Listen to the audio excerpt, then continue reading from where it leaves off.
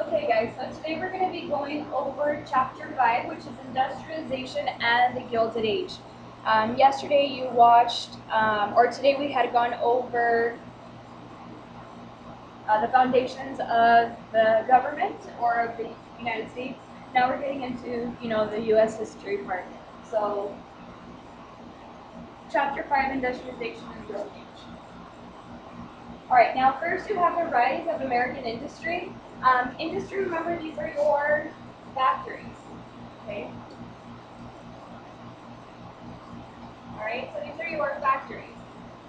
The free enterprise system is also known as the capitalist system.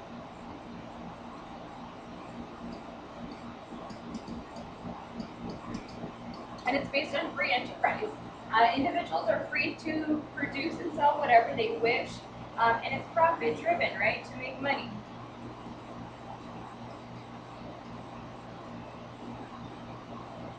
Prices are set up by supply and demand. If you demand it, people will supply it. And it's based off of survival of the fittest. The weak are driven out. So here you're going to have monopolies that are created where people are not going to be able to make it against, big businesses. So an example of today would be like your mom and pop shops, your smaller businesses versus Walmart and H-E-B that are bigger businesses.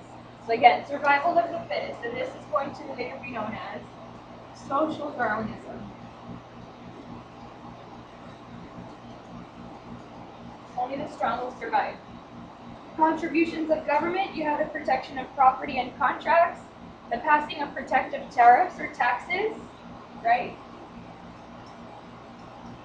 Remember, the Gilded Age is the era of corruption, so you're going to have a lot of big business helping out the rich instead of the poor. And then a system of patents fostered new inventions. So the new inventions that were created, we will be going over as well. Okay?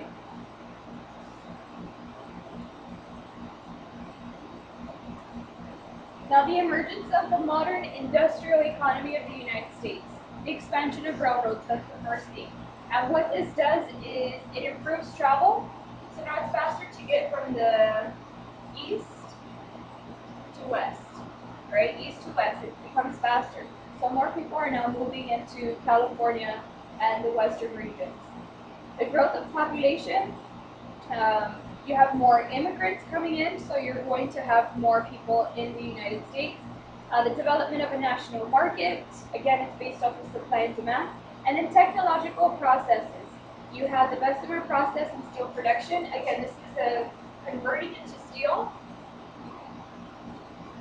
That's the Bessemer process.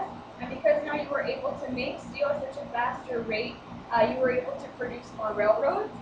Electricity gave birth to new industries. So the creator of electricity is going to be Thomas Edison.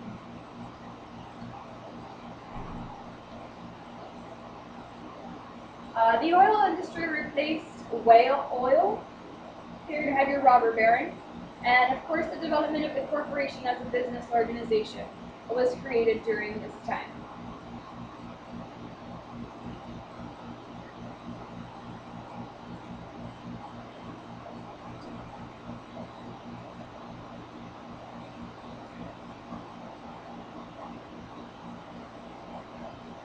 Now, great entrepreneurs. Now, that word itself, these are business people.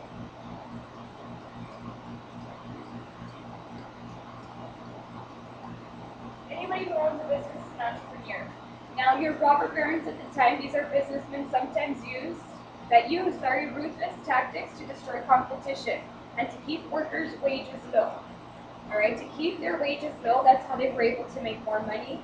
And again, you have more of a, well, if you don't want to work for me, then there's a lot of immigrants that are willing to do that. So those are your robber barons, and that's how they got their money. We're going to go over some robber barons, some examples. Andrew Carnegie, John D. Rockefeller, the two most famous robber barons of the time, and the first millionaires of the world. Robber barons were captains of industry. Were they innovators, or were they, just as corrupt as the rest of them? Andrew Carnegie fostered the gospel of wealth. And again, going back to the survival of the fittest, right? Only the strong were going to make it in big business. The steel production in Pittsburgh, he was a tycoon of steel, and he had iron ore fields, coal mines, steel mills. He was also a philanthropist, which are people who give money back.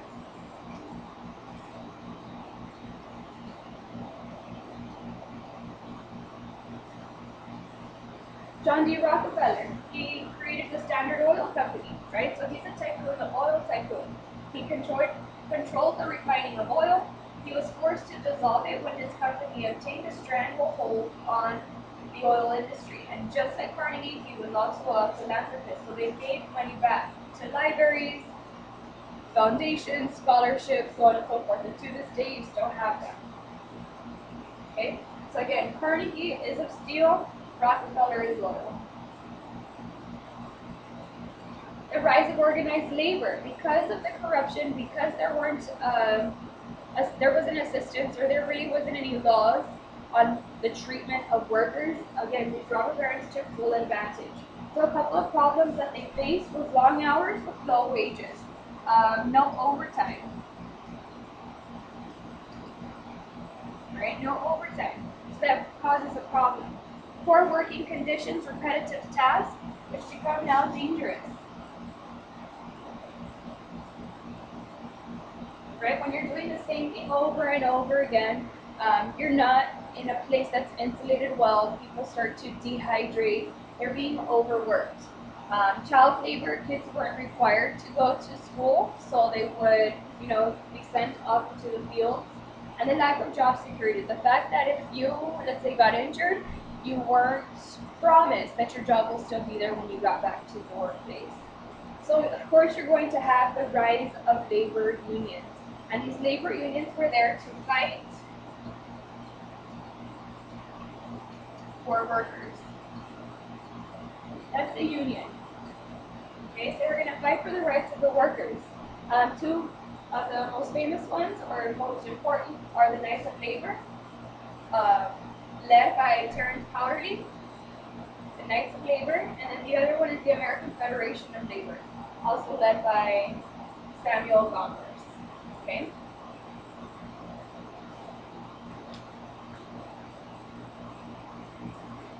And the last thing here, guys, is the government's attitude towards unions. Of course, the government is right with the robber barons. They're getting a cut from it.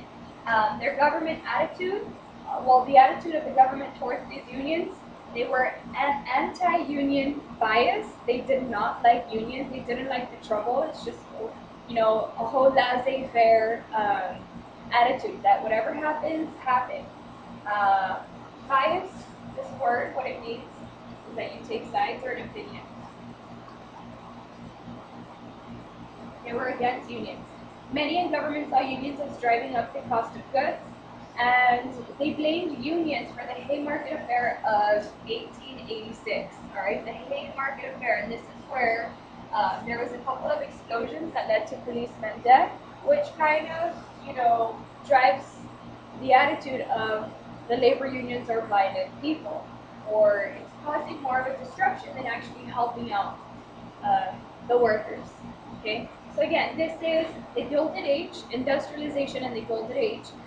Make sure you write down notes. If you have any questions tomorrow, get back to class, ask me for those extra words that you didn't get, and good luck.